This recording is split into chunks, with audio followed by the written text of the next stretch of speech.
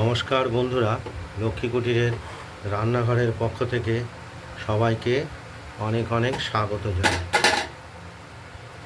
আজকে আমরা যে রেসিপিটি নিয়ে এসেছি সেটি হলো কাতলা মাছ। দেখতেই পাচ্ছেন কাতলা মাছের এটি আমরা কেটে আজকে রান্না করব।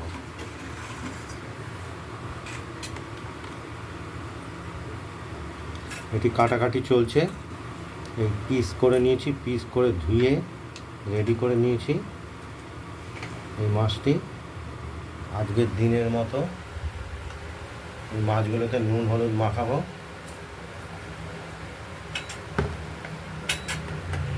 কাতলা মাছ নুন হলুদ মাখিয়ে কড়াইতে সরষের তেল দিয়ে নিয়েছি। তেলটা গরম হয়ে গেছে,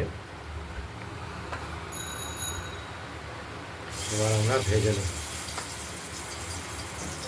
মাছের পিসগুলোকে আজকের দিনের মতো করে ভেজে নেব।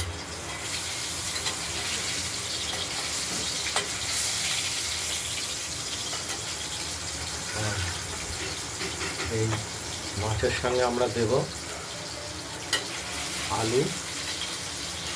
আলুটাও আমরা পিস করে রেখেছি, দেখতেই পাচ্ছেন। আর দেব বাঙাল ডাঁটা। এইগুলো দিয়ে আজকে মাছটি রান্না হবে, কাতলা মাছ, কাটা কাতলা।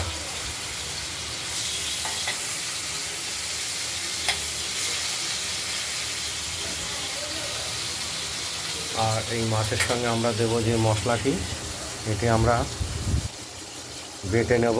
খানিকটা বাটা হয়েছে, সঙ্গে লাল লঙ্কা দিয়েছি, জিরে দিয়েছি আর আদা দিয়েছি। জিরে আর আদার পরিমাণটা বড় 4 চামচের 1 চামচ।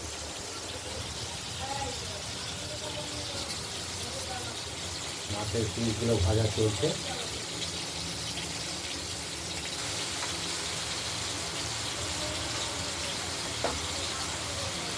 মাছের পিসগুলো ভাজা হয়ে গেলে এই আলু আর ডাঁটাটা ভেজে নেব।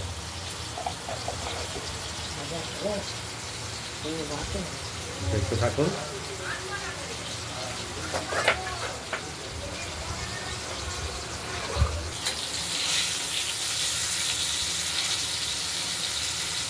ঢাকনাটা খুলে আমরা মাছগুলো একবার উল্টে দিই।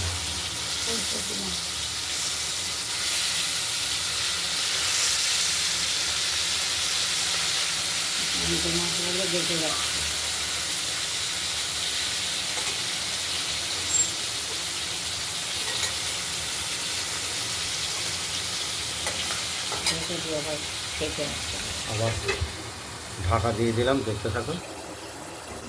বাটনাটা প্রায় বাটা হয়ে গেছে। লাল লঙ্কার জন্য তরকারির রঙটাও লাল হবে, মাছের ঝোলটার রঙটাও লাল হয়ে যাবে।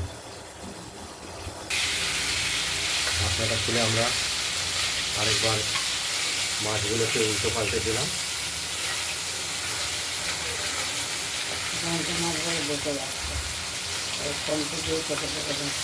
জ্যান্ত মাছ হলেই বেঁচে যাবে মাছগুলো।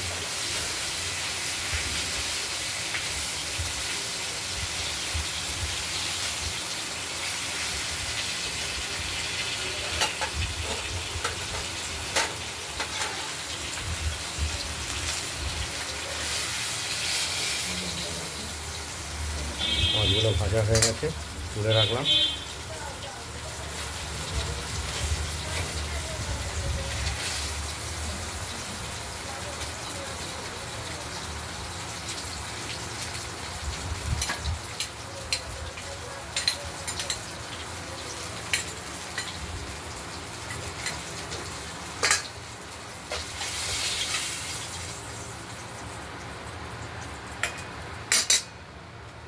মাছগুলো ভাজা হয়ে গেছে, এমন আমরা দেব ফোড়ন।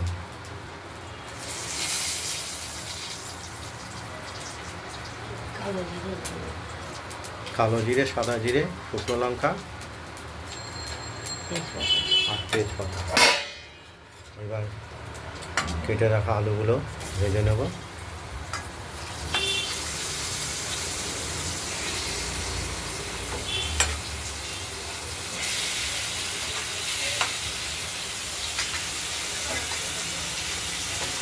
আর এই কেটে রাখা বাঙাল ডাঁটাগুলো দিয়ে দেবো।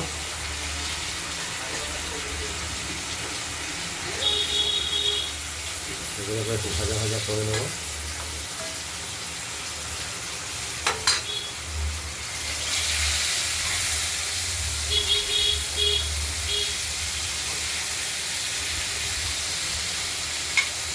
আমরা মাছে সাধারণত পেঁয়াজ রসুন কমই দেই না বললে খাই না।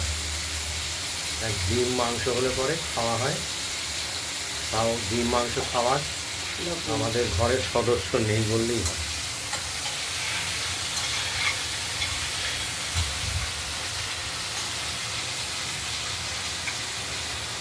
ডাঁটার আলুগুলোকে আমরা ধীরে ধীরে ভেজে নিচ্ছি।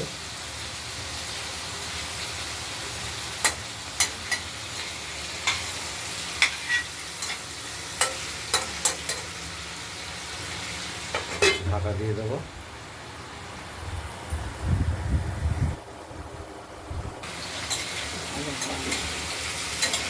ডাঁটার আলুগুলোকে আরেকবার ঢাকনা খুলে আমরা নেড়ে দিলাম। বড় দিয়েছি আলু আগে একটু ভাজা করে নিতে হবে।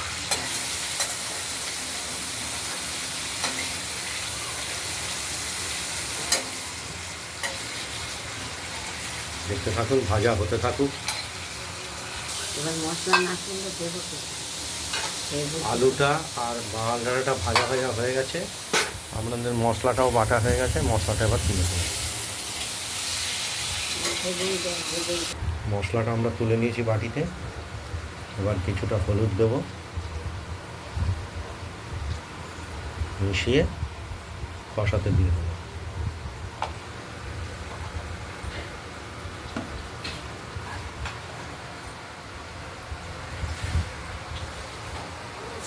কষানোর জন্য দিয়ে দিলাম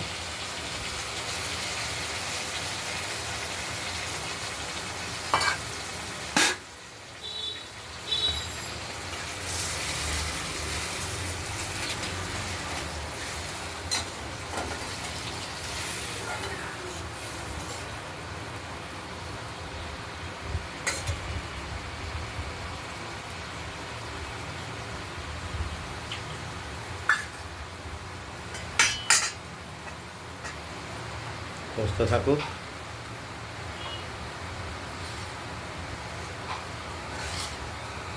আমাদের মাছের আলু একটা কষানো হয়ে গেছে। মশলাটা দেখতেই পাচ্ছেন কষানো হয়ে গেছে, তেল ছেড়ে দিয়েছে। মাছ আর এই মাছের সঙ্গে আমরা দেবো ধনে পাতা। ধনে পাতাগুলো বেছে একসঙ্গে দিয়ে দিলাম। ঝোলের জন্য যে জলটা দেওয়ার প্রয়োজন সেটাও দিয়ে দিলাম। এবার একটু নাড়াচাড়া করে আমরা ঢেকে দেব। আলুগুলো আজকে একটু বড়ই দেওয়া হয়েছে, যেহেতু এখন সব বড় বড় বাজারে আলু পাওয়া যাচ্ছে। এবার ঢাকা দিয়ে দিলাম। দেখতে থাকুন। ঢাকনাটি খুলে আমরা মাছের ঝোলটি দেখে নিচ্ছি। আলুগুলো সেদ্ধ হয়ে গেছে।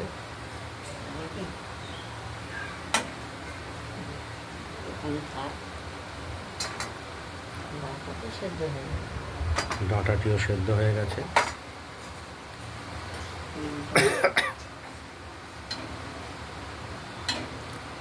লবণটা দেখে নেব।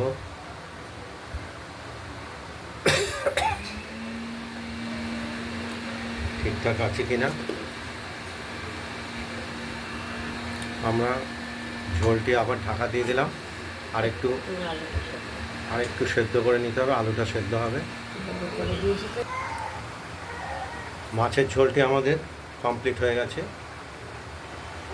এবার আমরা এটা ওভেনটা নিভিয়ে দিয়েছি, নিভিয়ে নামিয়ে ফেলবো।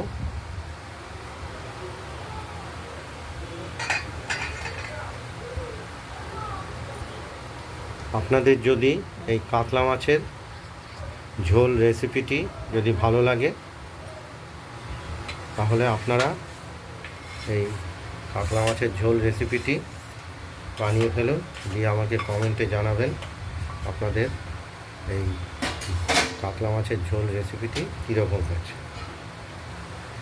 রান্নার ভিডিওটি ভালো লাগলে লাইক করবেন, শেয়ার করবেন, আর আমাদের লক্ষ্মী কুটিরের রান্নাঘরের রান্নাবান্নাটা ভালো লাগলে আমাদের চ্যানেলটিকে একটু সাবস্ক্রাইব করে দেবেন।